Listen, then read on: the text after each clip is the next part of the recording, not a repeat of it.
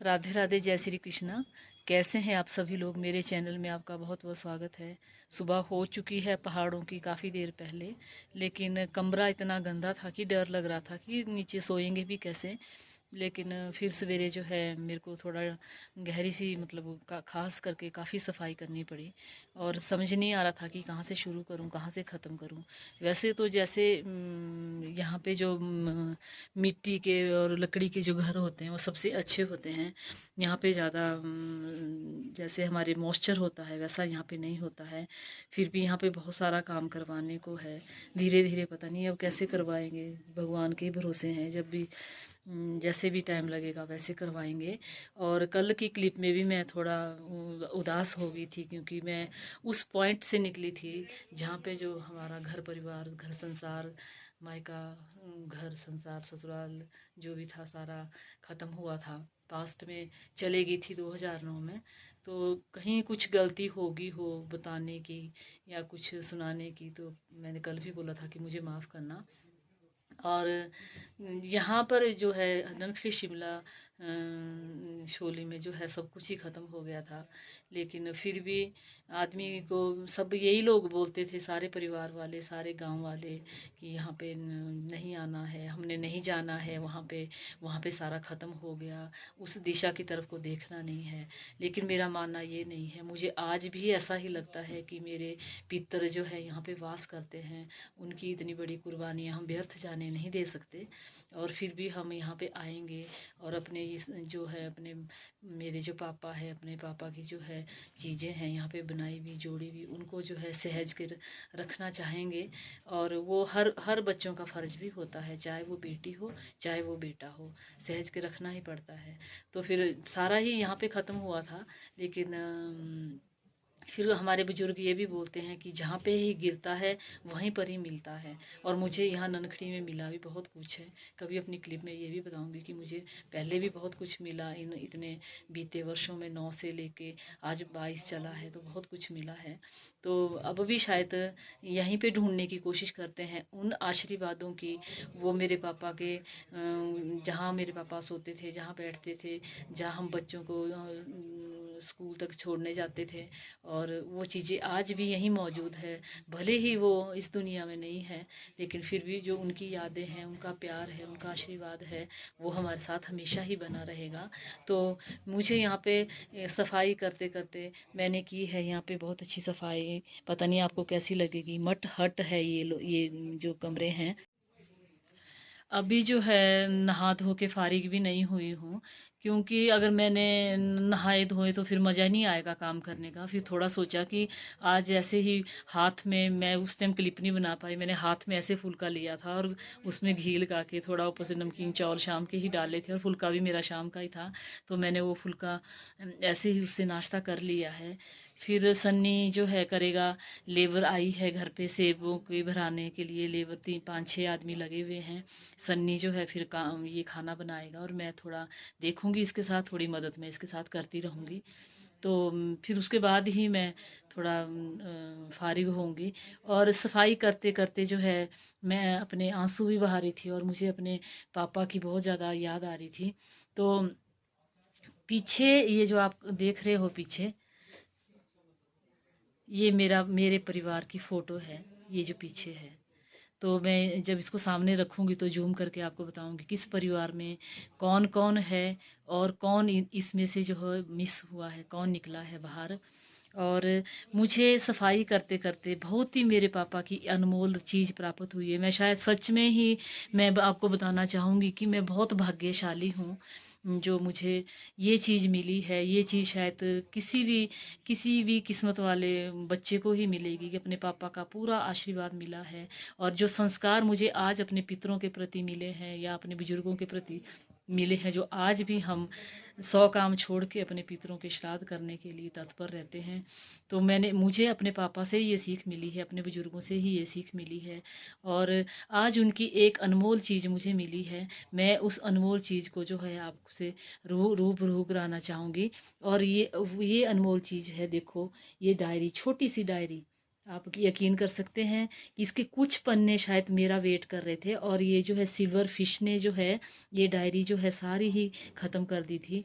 लेकिन जहाँ से मेरे पापा ने इसको शुरू किया है, कुरुक्षेत्र हरिद्वार से, वो मतलब मेरे पापा जो है जब जब वहाँ गए होंगे, तो जब वहाँ गए होंगे तो उन्होंने जो है तीर्थों में जाके, चार धाम की यात्रा में जाके अपनी इस छोटी सी डायरी में अपनी सारी एक दिन पहले दिन की ही यात्रा को लिखना शुरू किया था। क्योंकि तब कैमरे नहीं होते थे, मैं आपको बताऊं, तब कैमरे नहीं होते थे। और फिर जो है लोग जो है अपनी यादाश्त रखने के लिए, चाहे वो सामान लेने जाते थे, चाहे कुछ करने जाते थे, लोग जो है अपनी डायरियां साथ लेके जाते थे। मैं इस डायरी को यहाँ से अपने साथ ले जाऊंगी, उसको सहेज के रखूंगी, क्योंकि इस डायरी के अंदर जो है मेरे पापा की जो उंगलियां चली है, जो उनकी कलम चली है, जो उन्होंने चार धाम यात्रा का वर्णन किया है, तो ये डायरी मुझे जैसे भगवान से कम नहीं है। जो आज मुझे इतने कागजों के बीच में सिल्वर फिश इसमें इतनी लिपटी हुई थी, फिर मैंने इसको थोड़ा धूप लगाई, थोड़ी सुखाई, तो अब मैं इस डायरी को जो है अपने कलेजे के साथ अपने ये सोचूंगी कि ये डायरी नहीं है, ये डायरी के रूप में मेरे पापा है, उनके शब्द है जो मैं आपको भी आज सुनाना चाहूँगी। उनकी कुछ वाणी जो है आपको भी सुनाना चाहूँगी कि उन्होंने क्या लिखा था और कहाँ से उन्होंने अपनी चार धाम की यात्रा शुरू करी थी।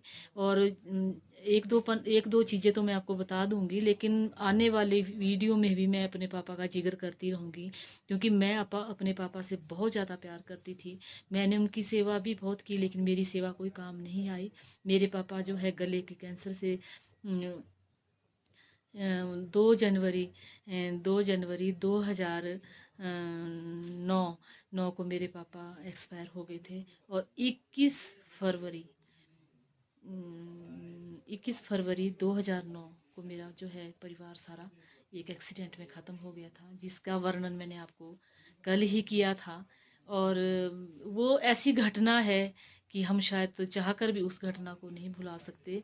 मतलब ये सोचो कि एक ऐसा तूफान आया कि चारों तरफ से, कि जितने भी पेड़ में फूल लगे थे वो सारे इधर उधर बिखर गए, और जो बचते हैं वो उनकी यादों को समेट के रखते हैं। ये देखिए वो यादें कि कैसी है वो यादें। और ये मैं सन्नी को भी बोली थी कि सन्नी तुझे इतने दिनों में इसको संभालना नहीं है, लेकिन अब उनकी बेटी आई है तो मैं इसको ज़रूर संभाल के रखूँगी। अपने पापा की यादों को, अपने पापा को इस रूप में खड़ा रखूँगी, इसमें अच्छा सा अच्छा कवर चढ़ाऊँगी इसको अच्छे से इनके, क्योंकि इसमें जो है काफ़ी मॉइस्चर की वजह से उनके शब्द भी धुंधले पड़ गए हैं। लेकिन अगर मुझे लगता है कि मैं अपनी यूट्यूब में, अपनी वीडियो में इन मोतियों को पिरो पिरो के आपके सामने प्रस्तुत करूंगी, तो शायद ये वाली जो डायरी है और भी ज़्यादा अमर हो जाएगी। और मैं इसका आपको कुछ शेष अंश जो है मैं आपको सुनाती हूँ, और आपने ध्यान से सुनना कि मैं जो आपको क्या बोल रही हूँ। कुछ शब्द जो पापा जी के मैं आपको सुनाना चाहती हूँ, जो उन्होंने डायरी लिखी थी 1998 में। उन्होंने डायरी लिखी थी जब वो चार धाम की यात्रा को मेरी मम्मी के साथ चार धाम की यात्रा में गए थे, अपने पितरों को मोक्ष दिलाने के लिए, उनके श्राद्ध और एवं उनके पिंडदान करने के लिए। वो रिटायरमेंट के बाद जो है वो चार धाम यात्रा पे गए थे। वो ये उस दिन गए थे 3/1/98 1998, यानी कि 1998 में आया ये दिन। तो उस टाइम जो है मेरे पापा जी है जो चार धाम की यात्रा को गए थे, तो उस दिन उन्होंने चंद शब्द जो है इस छोटी सी डायरी में लिखे थे, जिसे मैं आपको सुनाना चाहती हूँ। कुरुक्षेत्र से हरिद्वार, उन्होंने अपना टूर लिखा है। मैं कुरुक्षेत्र से हरिद्वार गया था।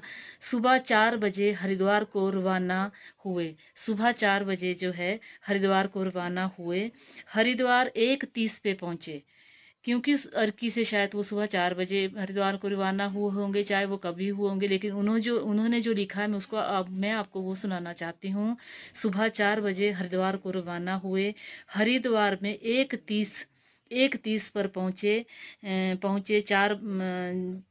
पहुँचे हरिद्वार में जो 1:30 पर पहुंचे और नहा कर 4 बजे खाना खाया। हरिद्वार में हर की पौड़ी पे नहा के 4 बजे खाना खाया। खाना खाया। 6 बजे शाम नैमिषारण्य को रवाना हुए। 6 बजे जो है नैमिषारण्य को रवाना हुए। हरिद्वार से बरेली व सीतापुर होते हुए नैमिषारण्य वापिस 3/1/98 शाम को नैमिषारण्य पहुँचे। स्नान इत्यादि से निवृत्त होकर श्राद्ध किया। खाना खाकर रात 10:30 बजे अयोध्या के लिए रवाना हो गए। और वहाँ पे भी उन्होंने नैमिषारण्य में जो है अपने पितरों का श्राद्ध किया। और फिर वो शाम को जो है 10:30 बजे जो है खाना खाकर 10:30 बजे अयोध्या के लिए रवाना हुए। दिनांक 4/1/98 को लिखते हैं। 4 तारीख को मेरे पापा लिखते हैं 98 को सुबह 7 बजे अयोध्या पहुँचे। सुबह 7 बजे मेरे पापा अयोध्या पहुँचे। आज यहाँ ही प्रवास किया। राम मंदिर में दर्शन इत्यादि किए और रात को जो है राम मंदिर में ठहरे और वहाँ पर 501 रुपये चढ़ाकर राम मंदिर के मेंबर बने। यहाँ के समस्त मंदिरों की छवि निराली है। सूर्य नदी में पिंडदान किया। फिर उन्होंने सूर्य नदी में अपने पितरों का पिंडदान किया। और यहाँ बहुत बड़े बड़े मंदिर है और यहाँ ये मंदिर बहुत ही प्राचीन है। इन भव्य मंदिरों की कला प्राचीन कला है। इन मंदिरों की कला जो है प्राचीन कला है। ये मेरे पापा ने इस डायरी में लिखा है। धुंधले जो है बहुत शब्द धुंधले हैं और मैं शायद पढ़ भी रही हूँ और थोड़ा मतलब पढ़ के जो है समझ भी रही हूँ। आज सुबह फिर लिखते हैं। आज सुबह 6 बजे सुबह काठमांडू से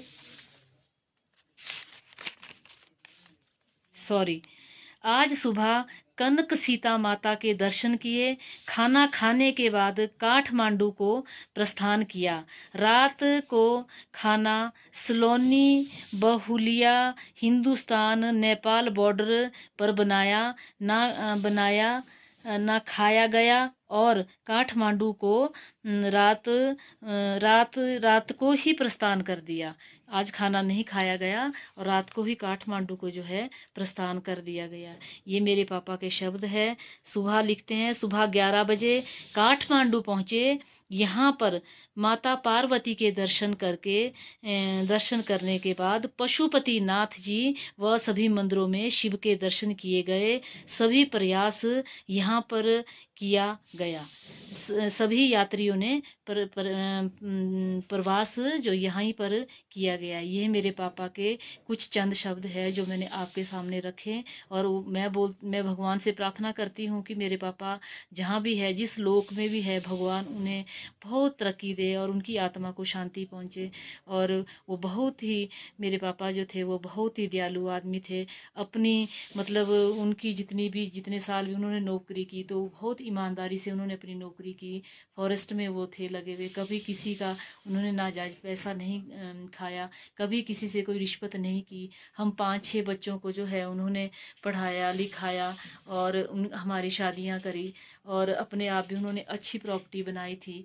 अर्कीगार में भी उनका अच्छा मकान है। वहाँ भी उनकी ज़मीन है और यहाँ पे उन्होंने अपने तरीके से तो बहुत अच्छा ही बनाया था। लेकिन पहले जैसे इसमें कोई आता नहीं था। और फिर पापा जब चले गए या भाई मेरा एक था जो एक्सीडेंट में चले गया। फिर यहाँ पे थोड़ा आना जाना कम हुआ। फिर इसी वजह से जो ये मकान भी थोड़ा ख़राब हो गया। तो अब धीरे धीरे बच्चा बड़ा हुआ है और देखतेंगे संभलेगा और फिर कुछ करेंगे। इसका कुछ करना ही होगा। और फिर आगे बताती हूँ कि क्या मेरे मन में कोई बात आती है। सामने जो मैंने ये फ़ोटो ली है ये बहुत साल पुराना है। अब मुझे याद नहीं है सन जब मेरे भाई और भाभी की शादी हुई थी। तो शादी के शायद एक दिन बाद की फ़ोटो है ये। और इसमें जो है मेरे मम्मी है, मेरे पापा है, मेरे भाई है, मेरे भाभी है, मेरी सिस्टरें हैं, दोनों सिस्टरें हैं, दादी है और बुआ है। ये फ़ोटो जो है मेरे लिए यहाँ पे मिला है, और इस फ़ोटो को जो है मैं क्लिक करके अपने साथ ले जा रही हूँ। शायद आपको मेरी उंगली दिखाई दे रही होगी, ये मेरे सके बुआ है जो भी अब इस दुनिया में नहीं है। और ये इनके साथ जो है ये मेरे दादी हैं, और ये भी इस दुनिया में नहीं है अब। और ये मेरी सिस्टर है, और ये जो बीच में खड़े हैं टोपी पहन के, ये मेरे इकलौता भाई योगराज शर्मा, इकलौता भाई वो है। और साथ में जो ये सिर पे पल्लू लेके थोड़ा आधे से घूंघट में है, ये मेरी इकलौती भाभी जो जो अब इस दुनिया में नहीं है। और पीछे जो मेरे पापा खड़े हैं वाइट शर्ट वाले, ये देखिए, ये भी इस दुनिया में नहीं है। और साथ में है मेरी मम्मी खड़े हुए, साथ में मेरी छोटी सी मेरी बेटी छोटी थी, खेलती खेलती आ गई थी, ये खड़े हैं। और यहाँ पे जो लास्ट में जो है, ये लास्ट में खड़ी है, ये मेरी सबसे छोटे वाली सिस्टर है। और ये बहुत साल पहले का फ़ोटो है। अब तो बच्चे भी इतने जवान जवान हो गए, कम से कम 30 साल पहले पहले का फ़ोटो है। तो मेरे इकलौता भाई और इकलौती भाभी थे जो अब इस दुनिया में नहीं हैं।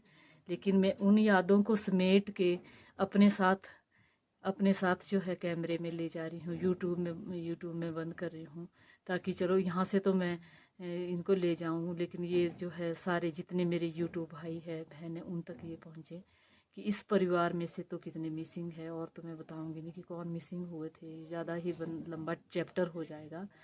और अगर मेरी ये छोटी छोटी यादें या ये छोटे छोटे पापा के शब्द जो मैंने आपको सुनाए, जो उन्होंने अपने हाथों से डायरी में मोतियों की तरह पिरो के रखे हैं, और मेरी आज की ये क्लिप अच्छी लगी हो तो please please like share comment ज़रूर करना, और मुझे बताना कि आपको कैसा लगा ये। और